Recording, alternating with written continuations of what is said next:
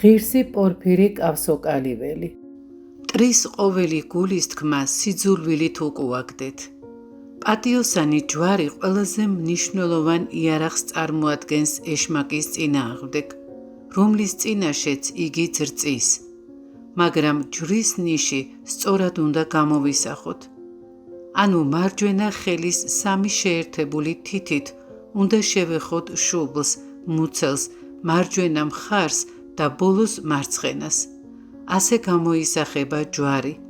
პირჯვარის გამოსახვა მუხდრეკასთან ერთადაც შეიძლება. ქრისტესთან ურთიერთობა, როცა იგი ლმობიერად, უბრალოდ და ძალდაუტანებლად წარემართება, ეშმაკს განაგდებს. ძალდატანებით ეშმაკი არ მიდის. იგი განიგდება სიმდაბლითა და ლოცვით. უკან იხევს, როდესაც ხედავს, თუ როგორ სძულს იგი სულს და როგორი სიყვარულით მიმართავს ეს სული ქრისტეს. ეშმაკს არ შეუძლია სიძულვილი სატანა, რადგან ამპარტავანია, მაგრამ როდესაც თავს ძალას ატანთ, ბოროტი სული მიგიხვდებათ და შეგებრძოლებათ. ნუ დაკავდებით ეშმაკით და ნურც კი ილოცებთ, რომ იგი განვიდეს. რაც უფრო მეტად ითხოვთ, რომ იგი განვიდეს, მით მეტად მოგიმწყდებთ თავის კლანჭებში. გძულდეთ ეშმაკი და პირდაპირ ნუ შეებრძოლებით მას. როდესაც ჯიუტად ებრძვით ეშმაკს, მაშინ ისიც ვეფხვივით, ველური კატასავით გესხმით თავს. შენ თუ მას ტყვიას ესვრი, ის ყუმბარას გტყორცნის, როდესაც ბომბს ესვრი, ის რაკეტით დაგცხრილავს.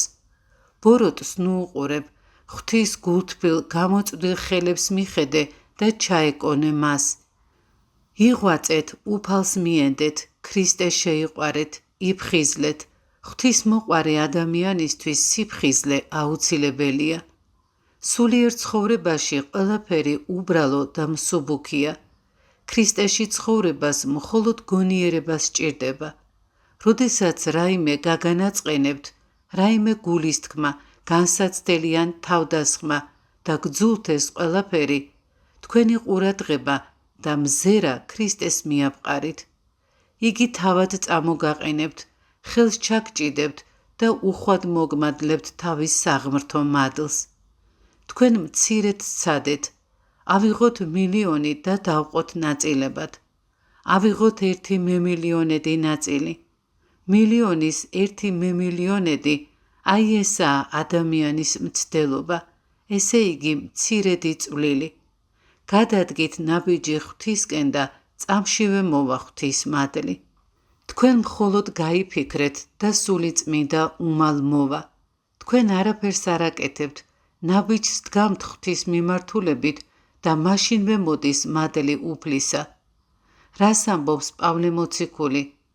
არამედ თვით იგი სული მეუხარს ჩვენთვის, სულთქმითა მით უსიტყველითა. დიდი სიბრძნეა, ეს უბრალო სიტყვები არ არის, არამედ ღვთის ცოცხალი სიტყვაა. როდესაც ხედავთ, რომ წინააღმდგომი სული მოდის, რათა წაგლეკოთ, ნუ შეშინდებით და ნურც შეეცდებით, რომ თქვენგან განაგდოთ. რა უნდა ქნათ? ყველაზე კარგი საშუალება ეს არის სიძულვილი.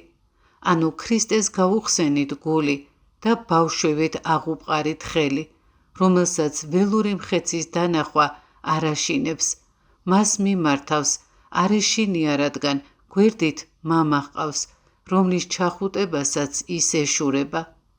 მაცთურის ყველა შემოტევისას, ყველა გულის თქმისას ეს საშუალება, ანუ ბოროტისადმი სიძულვილი გამოიყენეთ. იმ წუთს, როდესაც თქვენ სულს უჭირს, როდესაც იბრძვით, შესძახეთ, უფალო იესო ქრისტე, შემიწყალე მე. ყველაფერი ლოცვით აუწყეთ. ეს დიდი საიდუმლოა.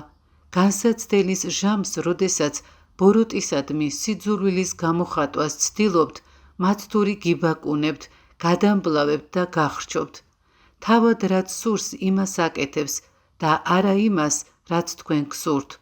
უნდა მოასწროთ, რომ ღმერთს გაეხსნათ, მაგრამ ამაში წარსამატებლად საჭიროა, რომ ღვთის მადლმა განგანათლოთ. უკვე თუ ეს უმალვე არ მოხდება, მაშინ მაცთური შეგიპყრობთ და თუმც კი შეეცდებით მის განგდებას, თქვენ უკვე შეპყრობილი ეყოლებით მას. ერთ მაგალითს გეტყვით. ერთ ადამიანს ჩემთვის რაღაცის შესრულება ვთხოვე. მან უარი მითხრა, თქვა რომ მეცნიერება ამაზე სხვაგვარად ამბობსო. ჩავაცივდი, მაგრამ მას არაფერი ესმოდა. საკუთარ თავს აღშფოთება შევნიშნე, უმალ ქრისტეს მივმართე და ბოროტი აღკვეთე. სწორედ ეს არის ჩვენი საშუალება, რათა ქრისტესადმი განვიპყროთ ხელი და იგი მოგვანიჭებს თავის მადლს. ერთ მაგალითსაც გეტყვით. ერთხელ გზაზე ვიდექი იმ რაიონში, სადაც ცხოვრობდი. მთის ქვეშ დაღმართი გზა გადიოდა, რომელიც 200 მეტრი იქნებოდა. ზემოთ უფრო სწორი გზა იყო. იქ ნიკოსის დედა ორ ქალს ესაუბრებოდა. ისინი მეზობლურად საუბრობდნენ, ურთიერთობდნენ. ჰოდა ქვემოთ დაღმართის ბოლოს გზაზე მისი ბავშვი ნიკოსი სხვა ბავშვებთან თამაშობდა. რაღაც მომენტში დავინახე, როგორ არბოდა ნიკოსი ტირილით ხვეულ სიმაღლეზე, ზემოთ რომ ავიდა, დედის წინსაფარში ჩარგო თავი. რა მოხდა? ეკითხება დედა. მანულისას შვილმა გამარტყა. ტირილი მაშინვე შეწყდა, როგორც კი დედასთან მიირბინა. ამითი იმის თქმა მინდა, რომ განსაცდელის ჟამს მშვენიერი შესაძლებლობა გეძლევათ, რომ თქვენთვის საყვარელ ღმერთს მიმართოთ, მისკენ იყურებოდეთ ცოცხლად და სურვილით და მაშინვე მოვა თქვენთან ძალა, მოვა სიკეთე. ანუ როდესაც ხედავთ, რომ ბოროტება მოდის თქვენს დასაპყრობად, როგორც კი იგრძნობთ მას შორიდანვე, ყურადღებას ნუ მიაქცევთ, უმალ ღმერთს მიაშურეთ და ჩაეკარით. თავიდან საკმარისია ღვთისკენ მიქცევა მოასწროთ და შემდეგ სიკეთისკენ მავალს ბოროტება აღარ გაგახსენდებათ. ამაშია საიდუმლო თუ როგორ მოიძულოთ ბოროტი. მაგრამ ამის გაკეთებას თქვენ ვერ შეძლებთ, ქრისტესკენ თუ არ მიიქცევით. ზოგჯერ ვამბობთ, მოიძულე ბოროტი. დიახ, ამის თქმა ადვილია, მაგრამ გაკეთება ძნელია. ბოროტის მოძულება დიდ ძალმოსილებას მოითხოვს. ბოროტის სულის უგულებელყოფა მხოლოდ მადლის მიერ შეიძლება. ქრისტეს მიმართეთ, მისკენ რბიოდეთ, ქრისტეს გაუწოდეთ ხელი. ეცადეთ შეიცნოთ ქრისტე, შეიყვაროთ და შეიგრძნოთ იგი. როდესაც თქვენი მამოძრავებელი აღზრა უბიწოა, სუფთაა და ჭეშმარიტი, მაშინ მადლი აღებს თქვენს გულის კარს, აღებს და გეუბნებათ, განიღვიძე, რომელსა ეგეგძინავს და აღდეგ მკვდრეთით და განგანათლოს შენ ქრისტემან. იქ იმ ღვთიურ ნათელში ვიცხოვრებთ მარად, თუ ჩვენ სულს ღმერთი ეყვარება და უფლისადმი მხურვალელ ტოლვა ექნება. ამდენად ქრისტეს მადლით ყოველივე მსუბუქია და ქრისტეს მიერ ნათქვამი ყველა სიტყვა ჭეშმარიტია, რომელმაც ბრძანა, რამე თუ უღელი ჩემი ტკბილ არს და ტვირთი ჩემი სუბუქ არს. ზოგიერთი ხედავს სხვადასხვა სახით თუ როგორ ეხებათ დემონი, რომელიც ხმაურობს, ცემს მათ და ამის მსგავსი. ეს უფრო ხშირად დაბნეულ ადამიანებს ემართებათ. დიდი მამები როგორებიც იყვნენ, წმინდა იოანე ოქროპირი, ბასილი დიდი და სხვანი, ეშმაკზე არ გველაპარაკებიან, რომელიც ეცხადება ადამიანს. ისინი აი ამ გზით მიდიოდნენ, რომელზეც ჩვენ საუბრობთ, ანუ ქრისტეს სიყვარულის გზით.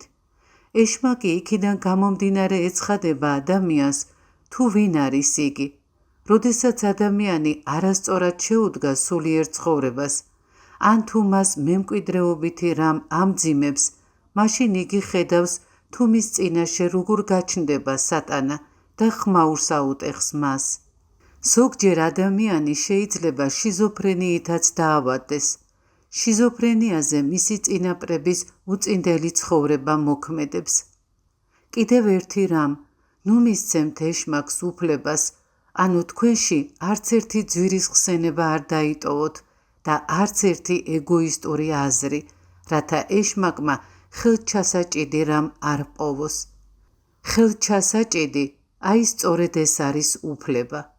ღმერთისგან განშორებით, საკუთარ თავს საშიშროებას უქმნი, რადგან სატანა თავისუფალს გხედავს და შენზე ბატონდება.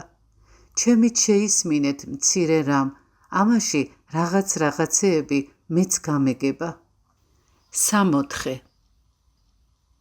ნუ ფიქრობ, რომ გარდაცვალების შემდეგ უმალ იქ წავალთ, სადაც მარადიული სიხარულია და ღმერთთან თანაცხოვრების ნეტარებაა. ეს ჯერ კიდევ აქვე უნდა განვიცადოთ. უკეთო ასე არ იქნება და ჩვენ არათავნა ჯვარს ვეცმით ქრისტესთან, მაშინ არც იქ არ ვიქნებით მასთან. 64 ეს მშვენიერი, ნაყოფიერი ხეები, ყვავილები და სხვა ამისთანა კი არ არის, არამედ 64 საიდუმლო ნეტარებაა, რომელსაც სული ღმერთში განიცდის. მითხარი შვილო, რა არის 64? კითხა ერთხელ უხუცესმა და თავადვე მიპასუხა. ეს არის ქრისტე. როდესაც ქრისტე გიყვარს, მაშინ ცოდვილობის და უძლურების განცდის მიუხედავად გწამს, რომ სიკვდილი დაძლიე, რადგან შენ ქრისტეს სიყვარულის ერთობაში იმყოფები. დაე ამ ქვეყნადვე ღირს ყავს ჩვენ უფალმა ღმერთის ხილვისა და იქაც, სადაც ჩვენ წავალთ. ღმერთი არსად და არასდროს არ გვტოვებს.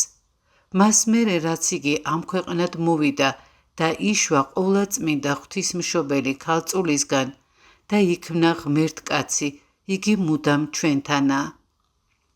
ჩვენ რომ განვიცადოთ თუ როგორ ვუყვარვართ ქრისტეს და ჩვენთვის რას აკეთებს, მაშინ გავოგნდებოდით, უსაზღრო სიხარულით მივენდობოდით და აღარაფერი დაგვაინტერესებდა. უხუცესი პორფირი გვეუბნებოდა, რომ მორჩილების და სხვათა თანაგრძნობის მისაღწევად ადამიანმა საკუთარი ცოდვილობა და ზნეობრივი სიგლახაკე უნდა გააცნობიეროს. ამიტომაც ამბობს ქრისტე, რომ მეზვერეები და მრუშები სინანულით და მორჩილებით სხვათა უწინარეს დაიმკვიდრებენ ზეციურ სასუფეველსო. უხუცეს ცოდვილებზე არავითარი მამხილებელი სიტყვის მოსმენა არ სურდა. იგი ამბობდა, ვისაც ჩვენ მეზვერეებს და მრუშებს უწოდებთ, ღვთისათვის ისინი ქურდობაზე შენიშნულებივით არიან. მაშინ, როდესაც მე თქვენ და ჩვენ ყოველნი შეუნიშნავნი წაუსწრებელი ქურდები ვართ. წასწრებული და დამცირებული ქურდი ყველასთვის ცნობილი და თავლად დასხმულია. მრუში მონანული და დამდაბლებულია. ისინი ბევრად უფრო აღმატებულნი არიან ჩვენზე, რომლებსაც კეთილსათნო სახელი გვაქვს, მაგრამ ყველასთვის უცნობი და საეჭვო ცხოვრებით ვცხოვრობთ. წმინდა მამათა წიგნები იკითხეთ. წმინდა მამები შეისწავლეთ. მონასტრის ძმობას აბრალებენ, რომ მამებს არ სწავლობენ. ამისთვის ვწუხვარ, იქნებ მსგავსი სიზარმაცე დაგეუფლათ. ტრაპეზზე იკითხეთ მამათა ტექსტები და შეისწავლეთ. ძმათა შორის ურთიერთდამოკიდებულების შესახებ, მაგალითად თეოდორე სტუდიელის რჩევები, აბა დოროთესი, ეფრემ ასურის სწავლანი და ისწავლეთ თქვენი, ლოცვანი, მარხვანი, მათში მოღვაწეობის, საკუთარი თავის დაძლევის საშუალებებს პოვებთ და სათნოებებს შეიძენთ.